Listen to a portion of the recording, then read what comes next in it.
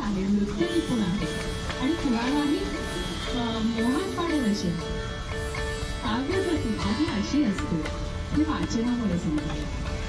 त्यामुळे पदोपदी जाणवत गेलं, मनाची भूक जशी वाढत गेली तसं तसं जाणवत गेलं की हे वाचलं पाहिजे. ही भूमी संतांची आपण आज महाराष्ट्रात इथे बोलतो आहोत. ज्ञानदेवांनी इथे पाया रचला आणि 16व्या शतकामध्ये तुकोबांनी कळस उभारला त्याच्यावर असं आपण म्हणतो. मनामध्ये हे जेव्हा ज्ञानेश्वरांचं चरित्र वाचायला लागले, जेव्हा किसनराव साखळेशी बोलण्याची संधी मिळाली, जेव्हा सोनूमामा आमच्या घरी यायचे, सोनूमामा दांडेकर, तेव्हा ते काय बोलायचे हे जेव्हा आजी सांगायची त्यावेळेला वाटायला लागलं आणि ज्ञानेश्वरी मुळात वाचली पाहिजे. आणि आईने यांना प्रोत्साहन दिलं आणि 5वीत असताना रोज 5 ओव्या त्याप्रमाणे मी ज्ञानेश्वरी वाचते. मला खरोखरी मनापासून एक गोष्ट जाणवते की जे तत्वज्ञान, ज्या गोष्टी आचरणात आणण्याच्या आहेत आणि ज्या गोष्टी वयाच्या 16व्या 17व्या वर्षी ज्ञानदेवांनी आपल्याला सांगितल्या त्या वाचण्यासाठी आपण वृद्धत्वाची वाट बघतो. मग वृद्धत्वाची वाट बघितल्यानंतर आपण त्या आचरणात कधी आणणार? विभूती योगामध्ये भगवंत म्हणतो की या सृष्टीमध्ये जे जे काही अत्युत्कट आणि अत्युच्च सर्व म्हणजे आपल्याला काय म्हणतो, हा जो सतत वाचत राहिल्यामुळे शब्दसंपत्ती हातातली. मोदीजींचं जेवण तर आधी त्यांची भाषणं ठरलेली नसतात. मोदीजींचं भाषण 1 महिना आधी ठरलेलं असतं आणि अयोध्येचं भाषण म्हणा, राम मंदिराच्या निर्मितीच्या वेळेचं भाषण ते 3.5 महिने आधी तयार झालेलं होतं आणि 1 महिना अगोदर तर भारतातल्या सर्व प्रादेशिक भाषांमध्ये भाषांतरितही झालेलं होतं. पण हे जे काही आहे हे भाषण दरवेळेला तुम्हाला तयार मिळतं असं नाही. म्हणजे एका राज्यपालांनी मला विचारलं होतं, मी त्यांचं भाषणाचं भाषांतर करते, 4 वेळा बोलल्या की मी ते मराठीमध्ये सांगायचं असं चालू होतं आणि मग टाळ्या वाजवत होते. त्यामुळे त्यांच्या लक्षात आलं की आपण जे बोलतोय ते लोकांपर्यंत व्यवस्थित पोहोचतो. ते झाल्यानंतर त्यांचं रेग्युलर भाषण करून झालं आणि त्यांनी मला विचारलं मी अजून थोडं पुढे बोललं तर चालेल का? म्हणजे आवश्यक होतं. आणि मग पुढे भाषण झालं, जवळजवळ 20 मिनिटं ते बोलले, मी त्याचा अनुवाद करून सांगितलं.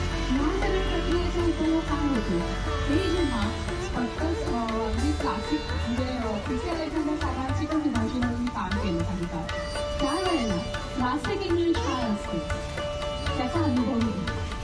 त्यावेळेला यूट्यूब नव्हतं, बाकी काही माहिती, पण तुमचं वाचन चांगलं दिसतंय, तुम्ही अस्सल मराठी शब्द वाचताय. म्हणजे वाचनाची ही एक पावती मिळालेली होती. आपण समृद्ध होत जातो वाचनाने, अनेक गोष्टी कळतात.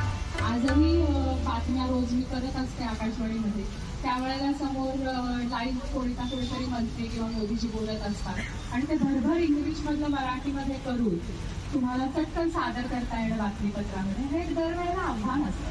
रोजचं बातमीपत्र मी रोज गेली 24 वर्ष मी हे काम करते. 35 वर्ष मला आता पत्रकारितेच्या क्षेत्रात झाली.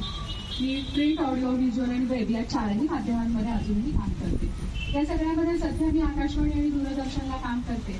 त्या ह्याच्यामध्ये रोजचं बातमीपत्र लिहिताना आणि ते सादर करताना मी आज पहिल्यांदाच करते आहे या ह्याच्यानुसार बसते, या भावनेने. त्यामुळे रोज स्वतःला अपडेट ठेवणं माझी गरज असते. मला असं वाटतं ज्या वेळेला ही समाजाच्या प्रत्येकाची गरज होईल त्यावेळेला समाज वेगळा समृद्ध होण्यासाठी आपल्याला काही करावं लागेल. मुळामध्ये संपन्नतेचे मापदंड आपण जे निर्माण केलेले आहेत की घरी गाडी असणं, बंगला असणं आणि छान लग्न होणं, 2 छान मुलं असणं, नोकरी चांगली असणं म्हणजे सगळी जीवनाची इतिकर्तव्यता झाली.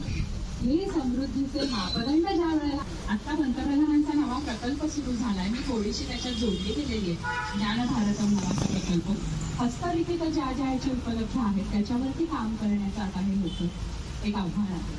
या सगळ्यामध्ये हे बघत असताना इतकं आश्चर्य वाटतं की बापरे, आपल्या पूर्वजांनी केवढं काम करून ठेवलंय आणि मनातलं माझ्यासारख्याला खेद वाटायला लागतो त्याने आपल्याला हे माहितीच नाही आज.